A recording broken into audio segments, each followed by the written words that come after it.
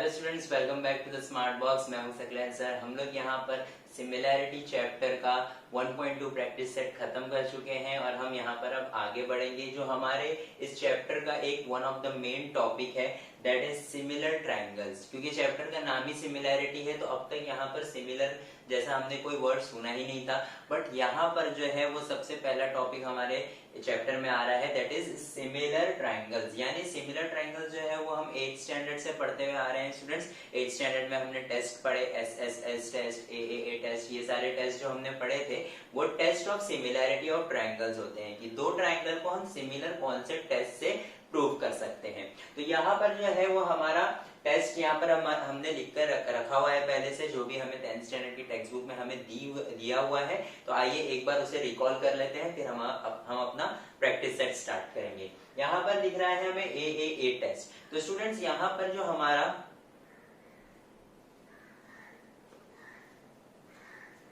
AAA test है, यहाँ पर AAA टेस्ट का मतलब है एंगल एंगल एंगल। यानी तीनों एंगल, एक ट्रायंगल के, दो ट्रायंगल्स के तीनों एंगल्स अगर क्या है, सिमिलर है, तो उसे हम क्या कहते हैं, सिमिलर ट्रायंगल्स कहते हैं बाय AAA टेस्ट। यहाँ पर हम देख सकते हैं कि हमें अगर ये ट्रायंगल बोला हुआ है ट्रायंगल ABC, तो ये है हमारा ट्रायंगल PQR। अब याद रखिए स्टूडेंट्स, हम जो नेमिंग है वो कैसे भी नहीं कर सकते। यहाँ पर हमें अगर A पे एक ऐसा मार्क है तो P पे भी ऐसा मार्क है, B पे ऐसा मार्क है तो Q पे, और C पे ऐसा है तो R। अब इसका मतलब क्या होता है स्टूडेंट्स, यहाँ पर X और X या छोटा सा क्रॉस मार्क जो है उसका मतलब ये है कि angle A is equal to angle P, angle A is equal to angle P और angle A is congruent to angle P। तो क्योंकि यहाँ पर एंगल A और एंगल P जो है वो कॉन्ग्रुएंट है, इसलिए हमने दोनों के स्टार्टिंग में अगर यहाँ पर A लिखा है तो यहाँ पर भी P लिखेंगे, अगर यहाँ पर B लिखा है तो Q और C लिखा है तो R। अगर मैं इसे इस तरह से नेम करता BCA, तो यहाँ पर मैं अगर PQR लिखूं तो यहाँ पर ये गलत हो जाएगा। क्यों? क्योंकि यहाँ पर B है तो उसका करस्पॉन्डिंग क्या है, Q, तो यहाँ पर मैं Q लिखूंगा। यहाँ पे C है, C का करस्पॉन्डिंग क्या है, R, और यहाँ पर A है तो A का करस्पॉन्डिंग है P। तो इस तरह से जो है वो हम लिखेंगे नाम, जो साइड या जो एंगल कॉन्ग्रुएंट है उसी को लेकर के हम जो है नेमिंग करेंगे। अगर हमने उल्टा सीधा नेम किया स्टूडेंट तो हमें आंसर जो है वो रॉन्ग मिलेगा। अब यहाँ पर हम देख सकते हैं क्योंकि एंगल A जो है वो कॉन्ग्रुएंट टू एंगल P है, एंगल B जो है वो कॉन्ग्रुएंट टू एंगल Q है, एंगल C जो है वो कॉन्ग्रुएंट टू एंगल C जो है कॉन्ग्रुएंट टू एंगल R है। तो इस तरह से क्योंकि ये तीनों एंगल कॉन्ग्रुएंट है, therefore these two triangle are similar. तो मैं यहाँ पे ऐसे लिखूंगा ABC is similar to triangle PQR। ये जो है वो हमारी सिमिलर की साइन है, याद रखिए इस तरह से जो है वो हम सिमिलर की साइन बनाते हैं। तो ABC is similar to PQR। Next जो है वो हमारा SAS टेस्ट है। SAS टेस्ट यानी साइड एंगल साइड। तो अब याद रखिए स्टूडेंट्स, क्योंकि यहाँ पर पहले अपने को साइड बोला हुआ है तो हमें सीक्वेंस में पहले साइड ही चाहिए। अब यहाँ पर हम देख सकते हैं KL और RS है, ठीक है। फिर उसके बाद यहाँ पर KL हमें 1 दिया हुआ है और RS जो है वो हमें 1.5 दिया हुआ है। तो यहाँ पर आप बोलोगे स्टूडेंट्स कि ये सर कॉमन कैसे हो गया या कॉन्ग्रुएंट कैसे हो गया, कॉन्ग्रुएंट तो है नहीं। बट यहाँ पर हमें क्या देखना है कि KL is corresponding to RS, ठीक है। तो मैं यहाँ पर जो है वो KL अपॉन RS लिख लेता हूँ। नेक्स्ट हमारा क्या है, एंगल L और एंगल S। यहाँ पर देख सकते हैं कि ये वाला साइन बना हुआ है, यहाँ पर भी ये वाला साइन बना हुआ है, यानी L और S जो है वो कॉन्ग्रुएंट तो है ही। तो यहाँ पे मैं लिख लेता हूँ angle S is congruent to angle S। तो ये तो हो गया। अब यहाँ पर वापस से क्या है, LM और ST। तो LM और ST जो भी है ना वो भी क्या होना चाहिए, कॉन्ग्रुएंट होना चाहिए एक दूसरे को, ठीक है। अब यहाँ पर हम देखते हैं कैसे, यहाँ पर KL और ये क्या है 1/1.5 और ये है 2/3। तो स्टूडेंट्स ये दोनों जो है ये दोनों रेशियो जो है वो कॉन्ग्रुएंट है। हाँ बिल्कुल कॉन्ग्रुएंट है। कैसे? तो यहाँ पर जो है ये 1/1.5। तो अगर मैं यहाँ पर इसका डिनोमिनेटर सेम करना चाहूँ तो इसको मैं मल्टीप्लाई बाय 2 करूंगा ताकि 1.5 इंटू 2 क्या हो जाए, 3 हो जाए। तो अगर मैंने डिनोमिनेटर में मल्टीप्लाई बाय 2 किया तो ऊपर भी मल्टीप्लाई बाय 2 करना पड़ेगा। तो ये दोनों जो है वो क्या हो जाएगा, इक्वल टू 2/3 हो जाएगा। और जब ये केस सेटिस्फाई होता है तब जाके हम कहते हैं कि SAS टेस्ट से जो है वो ट्रायंगल कॉन्ग्रुएंट है। नेक्स्ट हम आगे बढ़ते हैं हमारा SSS टेस्ट। अब यहाँ पर SSS टेस्ट यानी साइड साइड साइड, तीनों साइड दोनों ट्राइंगल्स की कॉन्ग्रुएंट होनी चाहिए। अब यहाँ पर हम देख सकते हैं कि ट्राइंगल जो है वो यहाँ पर सिमिलर दिख रहा था, यहाँ पर सिमिलर दिख रहा था, बट यहाँ पर जो है वो ट्राइंगल सिमिलर दिख नहीं रहा है। बट मैं अगर इसे क्या लिखता हूँ PQR और इसे लिखता हूँ XYZ, तो इसका मतलब क्या है स्टूडेंट्स कि इसका जो PQ है वो इसके XY से, देख सकते हैं आप, PQ जो है वो XY से कॉन्ग्रुएंट होना चाहिए। मैं यहाँ पे लिख लेता हूँ PQ is congruent to XY, ठीक है, ये और ये। फिर उसके बाद QR है, तो यहाँ पर मैं QR मार्क करता हूँ, और XYZ, तो YZ यहाँ पर है, तो ये। फिर उसके बाद PR 3 मार्क करता हूँ, और ये है XZ। तो ये तीनों अगर एक दूसरे को क्या होंगे, कॉन्ग्रुएंट, वही सेम यहाँ पर जो है इनके रेशियोज अगर सेम होंगे, that is PQ upon XY is equal to QR upon YZ is equal to PR upon XZ। अगर ये तीनों रेशियोज जो है वो कॉन्ग्रुएंट हो रहे हैं तो ये ट्राइंगल जो है वो SSS टेस्ट से सिमिलर है, वरना नहीं है। अगर यहाँ पर एक भी रेशियो जो है वो इक्वल नहीं हुआ, समझिए ये 1/3 आ रहा है, ये भी 1/3 आ रहा है, बट ये आ रहा है 1/2, तो यहाँ पर क्योंकि ये तीसरा वाला जो है वो कॉन्ग्रुएंट नहीं है, इसलिए जो है वो SSS टेस्ट से सिमिलर प्रूफ नहीं हो सकते। तो यहाँ पर हमारा जो है वो फर्स्ट एक्सरसाइज के लिए बेसिक्स जो है वो खत्म होता है। आइए देखते हैं कि इन्हें प्रैक्टिस सेट पे अप्लाई कैसे करते हैं। अब आइए स्टूडेंट्स हम अपने प्रैक्टिस सेट 1.3 का फर्स्ट सम देखते हैं। यहाँ पर हमारा क्वेश्चन जो है वो ऑलरेडी रेडी है। क्वेश्चन हम एक बार रीड कर लेते हैं students. In figure triangle ABC is equal to 75 degree. ABC is 75 degree. Okay. EDC is equal to 75 degree. EDC भी 75 degree है. State which two triangles are similar and by which test. अब यहाँ पर ये जो फिगर दिया हुआ है इसके अंदर से हमें दो ट्राइंगल्स अलग करने हैं और बताने हैं कि कौन से दो ट्राइंगल्स जो है वो सिमिलर है। और आगे क्या बोला हुआ है, ऑल्सो राइट 1-to-1 करस्पॉन्डेंस। तो 1-to-1 करस्पॉन्डेंस तो हम पता है क्या होता है, तो वो हम देख लेंगे। अब यहाँ पर हमें मेन जो टॉपिक है, हमारा मेन जो क्वेश्चन है वो ये है कि इसमें से कौन से दो ट्राइंगल सिमिलर हो रहे हैं। तो यहाँ पर हम देख सकते हैं कि एंगल B जो है वो 75 दिया हुआ है हमें, और एंगल DB जो है वो हमें 75 दिया हुआ है। तो यहाँ पर जो है ना, हम पहले यहाँ पर हमारे डायग्राम को हम क्या करेंगे, आइसोलेट कर लेंगे। ये हमारा ट्राइंगल है ABC बड़ा वाला, इसे हम इस तरह से निकाल लेते हैं बाहर। ABC है और ये 75 डिग्री है, ठीक है, और कुछ नहीं दिया हुआ है हमें। हाँ, और दूसरा ट्राइंगल हम लेंगे EDC। तो EDC को हम बाहर निकाल लेते हैं, वो भी कुछ इस तरह से ही है ना, EDC, और ये है हमारा 75 डिग्री। अब स्टूडेंट्स यहाँ पर गौर से देखिए कि एंगल B और एंगल D जो है वो दोनों ही 75 है, यानी ये दोनों तो कॉन्ग्रुएंट है, ठीक है। तो एंगल B और एंगल D तो यहाँ पर कॉन्ग्रुएंट हो गया। तो हम यहाँ पर सॉल्यूशन किस तरह से लिखेंगे, हम यहाँ पर स्टार्ट करेंगे इन ट्राइंगल ABC यानी बड़ा वाला ट्राइंगल एंड ट्राइंगल EDC यानी ये वाला ट्राइंगल जो हमने बाहर निकाल के ले लिया, ठीक है।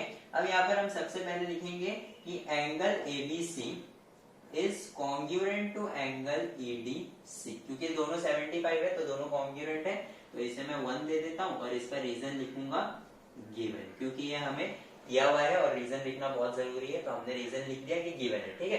अब यहाँ पर दूसरी चीज हम देखेंगे कि यहाँ पर हमें कोई भी साइड का मार्क नहीं दिया हुआ है ना, हमें ऐसे साइड के मार्क्स दिए हुए थे, ये साइड को इक्वल है, ये साइड को कॉन्ग्रुएंट है ना, लेकिन यहाँ पर कोई भी जो है वो मार्क नहीं दिया हुआ है। बट यहाँ पर हम देख सकते हैं कि एंगल C इसमें भी आ रहा है और एंगल C जो है वो इसमें भी आ रहा है। तो यहाँ पर क्योंकि एंगल C जो है वो दोनों ट्राइंगल के लिए क्या है, कॉमन है, तो यहाँ पर हम लिखेंगे next step, angle ACB is congruent to DCE। तो ये हमारा सेकंड हो गया, और ये हमें कहां से आया है, कॉमन एंगल। ये जो एंगल C है ये दोनों ट्राइंगल के लिए कॉमन है, इसलिए हम इसे रीजन क्या लिखेंगे कि ये कॉमन एंगल है, ठीक है। तो अब यहाँ पर हम देख सकते हैं कि एक एंगल और ये दूसरा एंगल जो है वो कॉन्ग्रुएंट हो गया। तो यहाँ पर ये दोनों ट्राइंगल जो है वो सिमिलर है बाय AA टेस्ट। अब स्टूडेंट्स आपने जो है वो AAA पढ़ा हुआ है, लेकिन यहाँ पर AA और AAA जो है वो दोनों ही सेम होता है। मैं आपको बताता हूँ क्यों।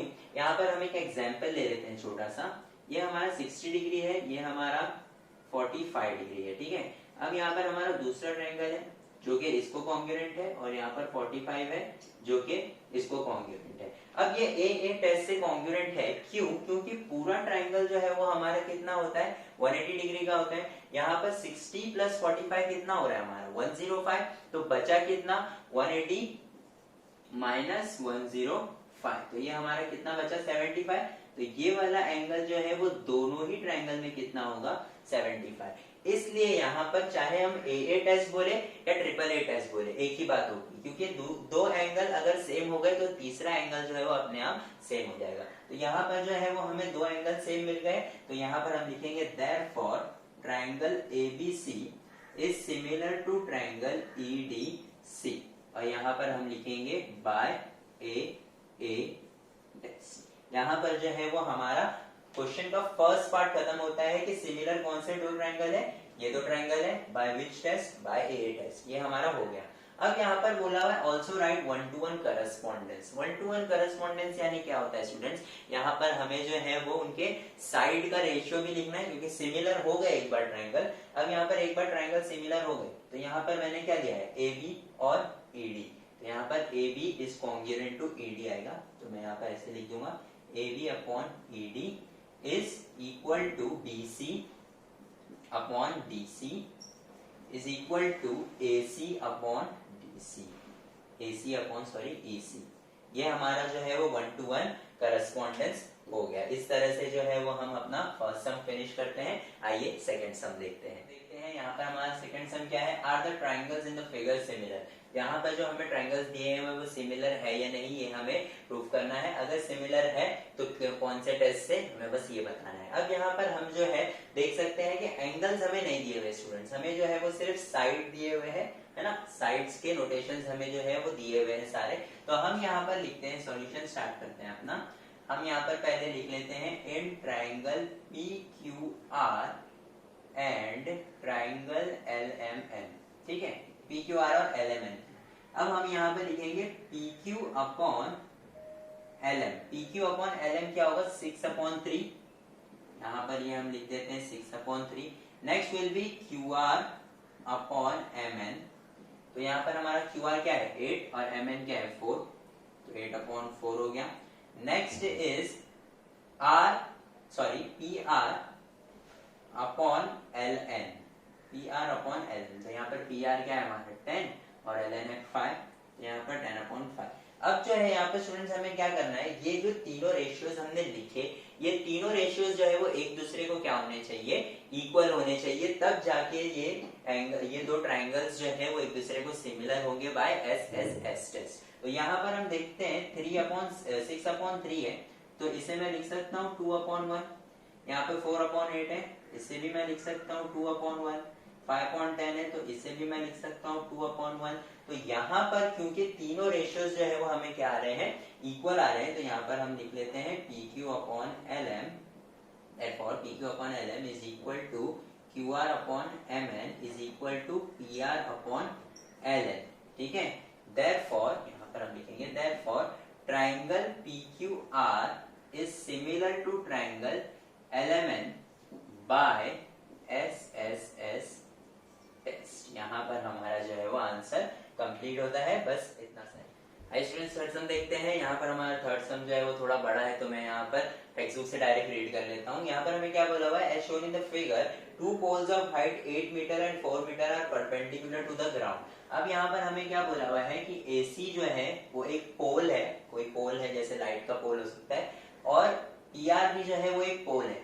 ये जो है 8 मीटर का है और ये 4 मीटर का है। अब जाहिर सी बात है, पोल है तो वो स्ट्रेट ही होगा, परपेंडिकुलर टू द ग्राउंड। तो यहाँ पर 90 डिग्री है, जो कि हमें साइन दिया हुआ नहीं है, लेकिन बोला हुआ है कि परपेंडिकुलर है। अब आगे, if the length of the shadow of the smaller pole due to sunlight is 6 metre. अब ये जो छोटा वाला पोल है, ये उसका शेडो है। यहाँ पे कहीं पे सन है, समझ लीजिए यहाँ पे कहीं पे सन है, तो उसकी जो सन रेज पड़ रही है इसके ऊपर, तो उसकी वजह से यहाँ पे शेडो आ रहा है। तो QR जो है वो छोटे वाले पोल का क्या है, शेडो है।